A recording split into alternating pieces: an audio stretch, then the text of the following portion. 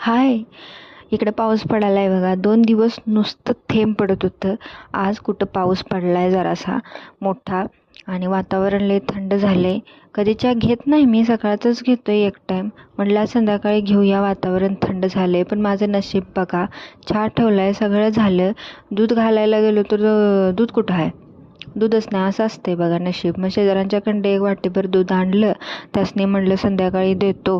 पिशव्या आणून, पिशव्याच मिळतात इथे. कुठले ते गुरेढोर आहेत पाळत नाहीत आता कोण. चहा केलाय मस्तपैकी. आणि आता चहाबरोबर काय तर पाहिजे. मग सकाळी नाही, मी भुईमुगाच्या शेंगा उकडलेल्या, वल्ल्या भुईमुगाच्या शेंगा रानातनं आणलेल्या आणि त्या घेतल्या. खाल्लंयसा का कधी कॉम्बिनेशन असलं? खाऊन बघा, लय भारी लागते. भजी बिजी असलं काय चोचलं विचलं नसतात बरं काय आमच्या घरात. नाहीतर म्हणशीला चहा भजी काय नाही, चहा आणि भुईमुगाच्या शेंगा एक नंबर.